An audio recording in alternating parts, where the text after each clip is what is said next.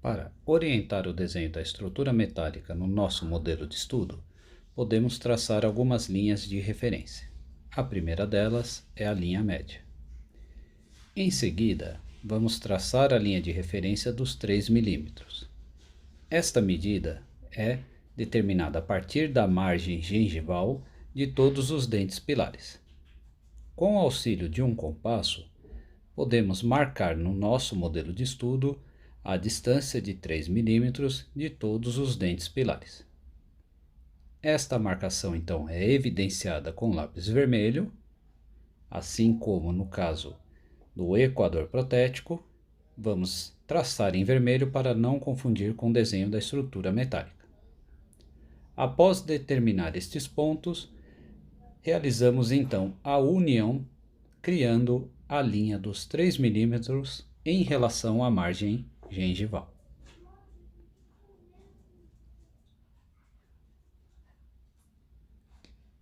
A próxima linha é a linha dos 6 milímetros. Novamente, assim como o traçado da linha dos 3, com o auxílio do compasso, realizamos a marcação dessa distância da margem gengival de todos os dentes pilares.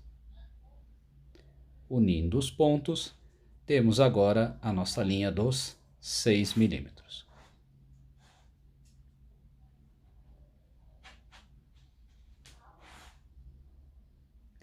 A última linha será a linha dos 11 milímetros, seguindo o mesmo padrão. A linha dos 3 milímetros vai nos orientar no desenho da sela da estrutura metálica. A linha dos 6 vai nos orientar no desenho do conector maior, a parte externa, e a linha dos 11 milímetros determina a largura da barra lateral do conector maior. Em seguida, vamos iniciar o desenho dos apoios. Após determinar o planejamento para o caso, vamos marcar distância de ponta de cúspide, pois essa distância é a referência da largura do nosso apoio. O ideal é que o apoio tenha, no sentido vestíbulo-palatino ou lingual, metade da distância entre as cúspides dos dentes pilares. Já no sentido mesodistal, essa distância é igual à distância vestíbulo-palatina ou maior. Finalizado então o desenho dos apoios oclusais e apoio de cíngulo, vamos partir para nossa última referência do desenho, que são as projeções dos apoios, realizados na crista dos espaços protéticos, intercalares ou extremidade livre.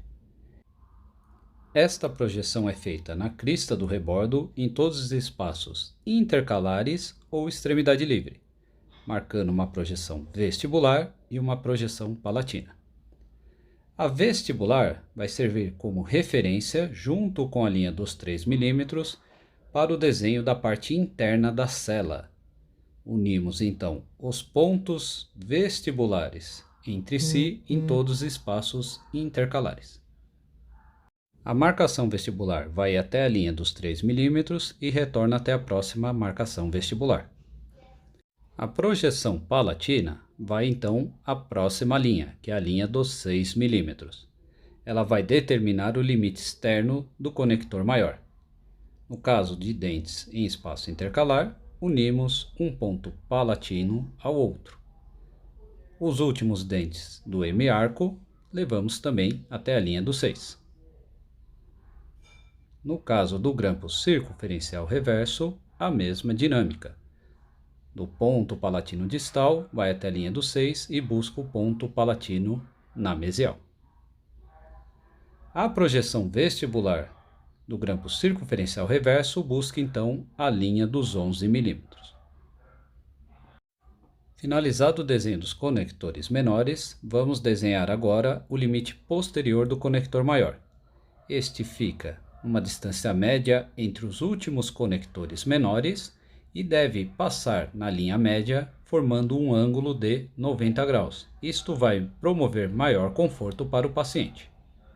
Este limite posterior, então, é unido aos conectores menores posteriores. Então, determinamos a largura do conector maior de acordo com o planejamento. Como para este caso foi indicado o chapeado médio palatino, vamos trabalhar com uma largura de 7 a 8 milímetros no mínimo e estendemos à medida que o caso necessite. Fechamos então o desenho do conector, unindo o conector menor à porção anterior do conector maior. Agora fechamos a cela unindo as projeções vestibulares de cada espaço intercalar, finalizando então o desenho da cela.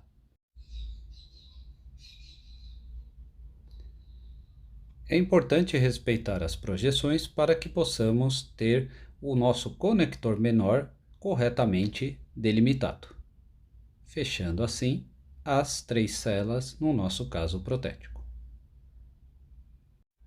O próximo passo é o desenho dos retentores, ou grampos extracoronários. Iniciamos pelo desenho do braço de oposição, que deve passar de maneira ideal pelo terço médio da coroa.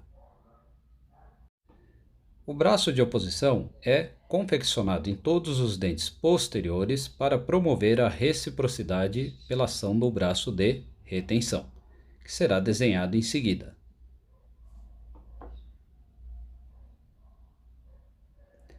O braço de retenção deve buscar a sua apontativa na área de calibragem, onde determinamos o 0,25 na calibragem do nosso modelo de estudo. Esta área permite que a liga de cobalto-cromo tenha a flexibilidade e a retenção ideal para atingir esta área retentiva.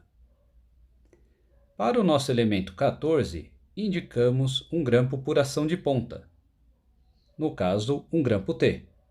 Este é desenhado cruzando a margem gengival e buscando a sua união à estrutura metálica na região da cela. Então, apenas os grampos por ação de ponta têm a sua união à estrutura metálica à cela. Todos os outros grampos vão buscar uma união ao corpo do grampo.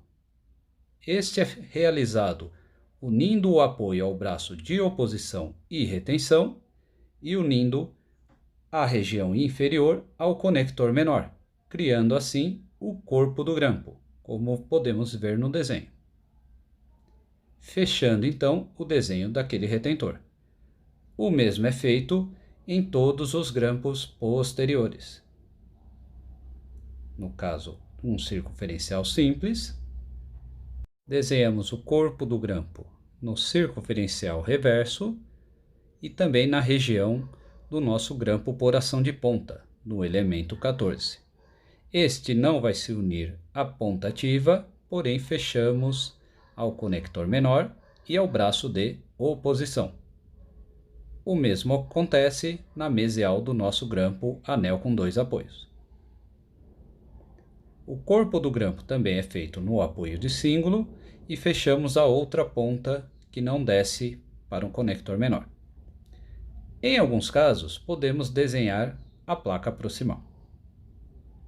Pronto, finalizamos então o desenho de toda a estrutura metálica. Este desenho orienta o protético na hora da confecção da estrutura metálica e orienta o profissional na correta confecção dos planos de guia que veremos no próximo vídeo.